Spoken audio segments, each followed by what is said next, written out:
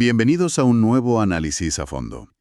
Hoy, el material de origen nos lleva a un terreno que, bueno, a primera vista podría parecer un detalle minúsculo de la antigüedad clásica, pero que en realidad esconde las claves operativas de todo un imperio comercial. Vamos a adentrarnos en el mundo de las ánforas romanas, y muy concretamente en el gigantesco reto que supone organizar los miles y miles de sellos epigráficos que aparecen impresos en ellas.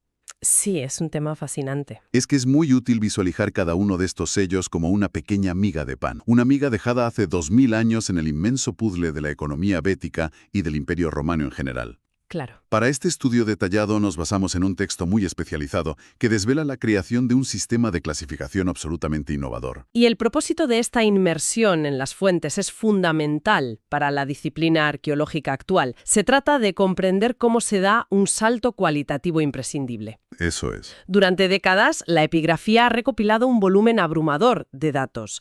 Hablamos de fragmentos de cerámica dispersos por yacimientos desde el sur de Hispania hasta el Muro de Adriano.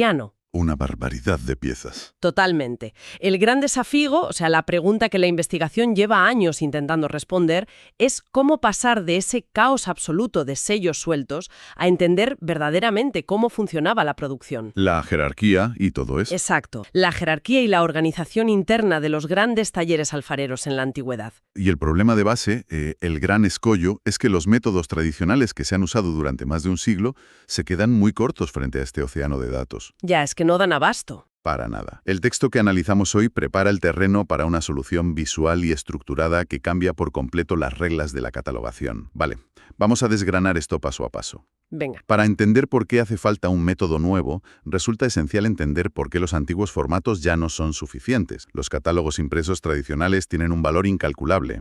¿Son la base de todo? Sí, son la base de todo el conocimiento acumulado, pero su estructura se asemeja bastante a la de un antiguo listín telefónico. La información es rigurosa, correcta, pero se presenta de una forma completamente lineal. Esa comparación es perfecta. Si conectamos esto con el panorama general, ese formato físico del libro y su paginación terminan ocultando las conexiones reales, las conexiones subyacentes. Claro, porque vas pasando páginas y pierdes el hilo. Exactamente. Saltar de una entrada a otra requiere un trabajo de rastreo manual constante. Un trabajo de detective casi. Si un sello aparece en la página 20, pues es muy probable que esté íntimamente relacionado con otro documentado en la página 200, ya sea porque pertenecen al mismo taller o a la misma familia de productores. Esta fragmentación rompe el contexto temporal y espacial por completo. Impide visualizar cómo evolucionaba un centro de producción de cerámica a lo largo del tiempo. Es un trabajo que al final hace que sea muy fácil perder la perspectiva general del taller al centrarse únicamente en la pieza individual. Por eso surge la necesidad urgente de una herramienta capaz de poner orden en esta dispersión. Hacía muchísima falta. Y aquí es donde las fuentes nos presentan el concepto central de hoy, los dendrogramas MRE, que son las siglas de Mapa de Relaciones Epigráficas. Un nombre un poco técnico, sí. Sí, suena muy técnico, pero es un avance metodológico enorme, porque el MRE no es otra lista de datos aburrida. Transforma esa guía lineal, ese listín telefónico, en un inmenso árbol genealógico visual. Es una pasada. Es una pasada, sí. De un solo vistazo despliega todas las familias, las ramas, los descendientes y las interconexiones de un taller, en una estructura única. Para quien investiga. Claro, para no volverse loco con tanto dato. Totalmente. Al transformar una lista interminable en un diagrama en forma de árbol, se facilita la identificación de patrones de forma casi instintiva. Se pasa de procesar inscripciones inconexas a contemplar relaciones reales de jerarquía y parentesco comercial. Es un mapa lógico que respeta la forma en la que esos talleres operaban en la realidad. Para quien nos escucha, es fácil imaginar esto como utilizar el zoom en un mapa digital en el ordenador o en el móvil, partiendo de la imagen global del país hasta llegar al nivel de la calle. Buena analogía. El sistema MRE se construye sobre ese mismo viaje, de lo macro a lo micro a través de 4 niveles jerárquicos muy definidos. Son familia, estructura, lectura y matriz. ¿Vamos con el primero? Venga. El nivel 1 es la familia. Este funciona como el tronco principal del árbol genealógico. Consiste en agrupar los hallazgos por un elemento central en común, que normalmente es el nombre de la figura principal o el lugar de origen. El anclaje, digamos. Exacto. El texto proporciona un ejemplo muy ilustrativo a lo largo de su explicación. Menciona a la familia de un tal Cenius Hispanus. Este nombre actúa como el anclaje inicial. Todo el entramado organizativo que se despliega a continuación colgará de este único tronco. E iniciar el análisis desde ese tronco común permite acotar las redes de producción. Una vez establecida la familia, el modelo desciende al nivel 2, que es la estructura. El segundo paso. Sí. Para conceptualizarlo, sería como la receta epigráfica del sello. Los elementos de las inscripciones se analizan según su jerarquía y según su contenido. A ver, explícanos eso un poco más. Pues por jerarquía, la metodología diferencia entre los elementos principales de la inscripción frente a sus atributos subordinados, que son los que precisan o matizan el significado. Vale. Y por contenido, la división abarca los habituales trianómina, cognómina o topónimos, que son nombres de lugares. Estas clasificaciones son las que cualquiera familiarizado con la epigrafía romana maneja habitualmente. La fórmula epigráfica no es más que el esquema teórico de cómo se combinan estos ingredientes en cada caso particular. ¿Y la forma en la que este sistema procesa esa estructura? Aquí es donde la cosa se pone realmente interesante, porque toda esta información se sistematiza mediante marcadores o códigos matemáticos. Es un enfoque muy analítico. Muchísimo. En lugar de escribir toda la fórmula con palabras largas, el método asigna un código a cada tipo de información. Fijaos, por ejemplo, el código P más N más C. Agrupa instantáneamente cualquier sello que contenga un nombre romano completo. Con el praenomen, el nomen y el cognomen. Eso es, las tres partes. Luego un código C2 indica la presencia de un personaje subordinado. ¿Como un capataz? O un esclavo encargado de la producción física. Exacto. Y la letra T marca un topónimo. Convertir la inscripción en una ecuación simple permite agrupar variaciones al instante. Esa es la clave absoluta de la sistematización. Al aplicar estos códigos algebraicos al ejemplo que decíamos de C. Ennius Hispanus, el árbol original se bifurca limpiamente en dos ramas principales. ¿Se divide en dos? Sí. Por un lado, la rama de arriba agrupa los sellos que responden a una fórmula más sencilla, compuesta únicamente por el cognomen y el topónimo. Vale. Y por el otro lado, la rama de abajo despliega aquellos que ostentan la fórmula completa, los tres nombres acompañados del lugar. Esta ramificación, esta división estructural, ya empieza a revelar decisiones conscientes dentro del taller. Claro, no lo hacían al azar. Para nada. Quizás fórmulas distintas respondían a diferentes momentos cronológicos. La matemática empieza a revelar la estrategia comercial. Vale, ya tenemos la estructura base. Esa receta codificada del nivel 2. Pero surge una duda obvia al tratar con material arqueológico. ¿Qué pasa cuando entramos en el terreno de la ejecución humana? Ahí la cosa se complica. Claro, es decir, si el artesano decide abreviar el nombre porque no le cabe... Ahí es exactamente donde el sistema nos obliga a descender al nivel 3, que es la lectura. Ya no miramos el esquema. No, en este punto la abstracción de los códigos queda atrás y el foco se pone en el texto real. Se trata de transcribir rigurosamente lo que la arcilla muestra de verdad y desarrollar las abreviaturas empleadas por los artesanos. Lo que se lee literalmente. Exacto. La realidad de la escritura antigua es muy fluida y este nivel captura esa variabilidad. Lo fascinante aquí es que una mínima diferencia ortográfica o una elección distinta a la hora de abreviar un nombre genera una nueva ramificación en el árbol. Aunque el código sea el mismo. Independientemente de que la estructura codificada del nivel 2 sea idéntica,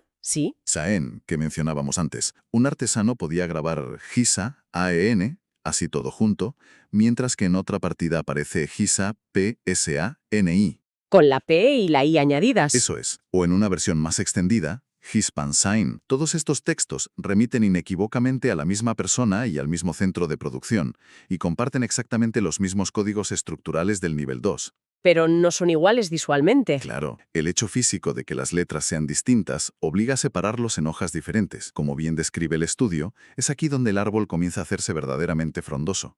Cada vez salen más ramitas. Y esa frondosidad nos dirige hacia el escalón más profundo y revelador de toda esta metodología, el nivel 4, que es la matriz. La matriz. Este es el concepto angular que da sentido a toda la catalogación moderna. La matriz es el objeto físico, el cuño real de metal, madera o arcilla endurecida que el operario sostenía en su mano para estampar el asa o el borde del ánfora antes de la cocción. La herramienta en sí. Exacto.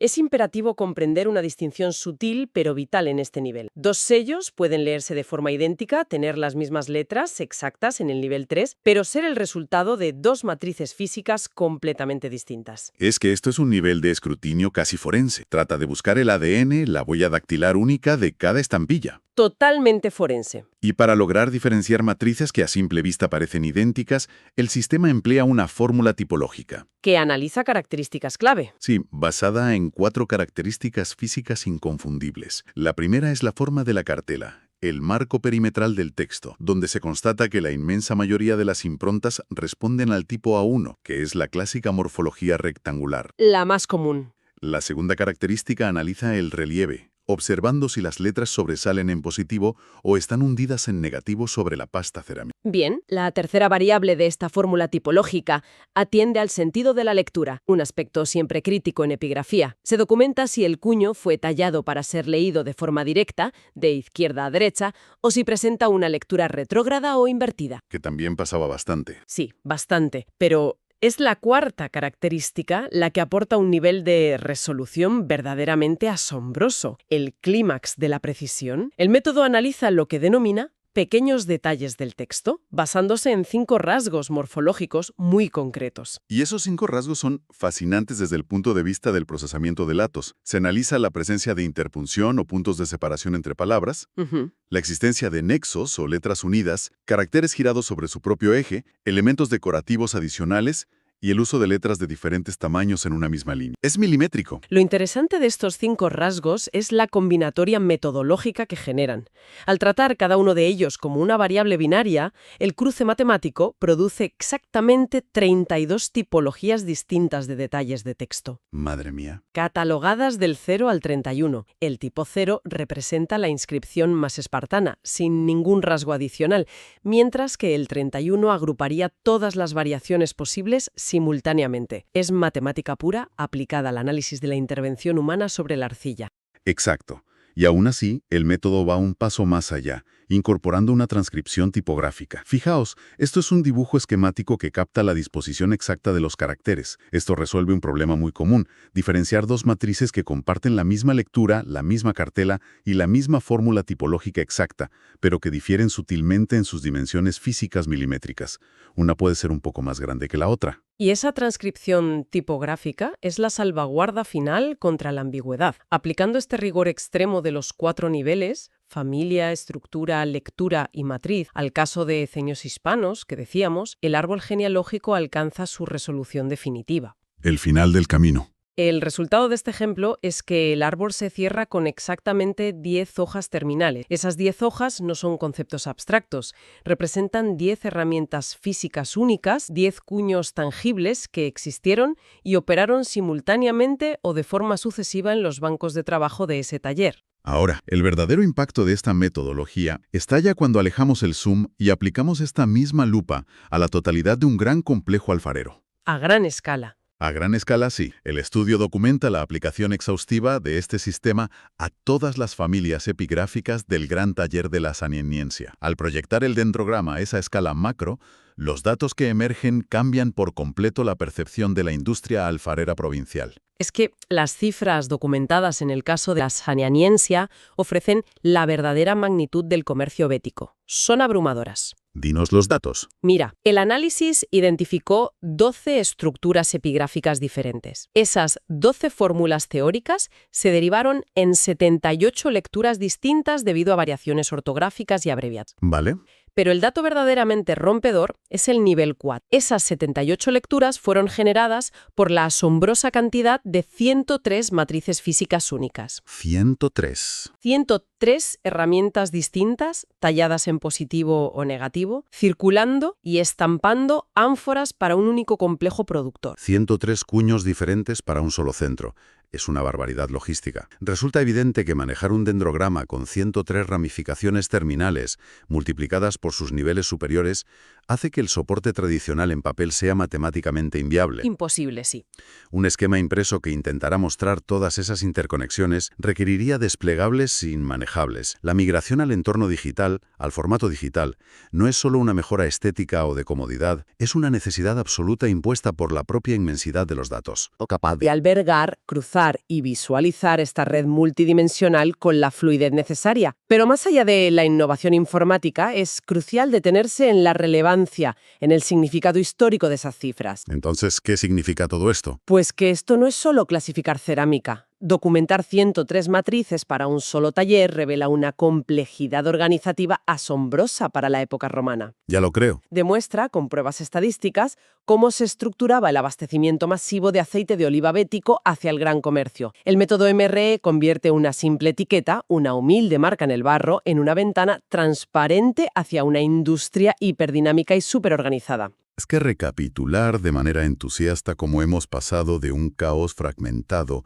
a una huella dactilar numérica y visual perfecta es inevitable. Este método transforma verdaderamente nuestra comprensión de la economía romana. Totalmente. Y esto plantea una pregunta importante, un pensamiento provocador, si se analiza con calma.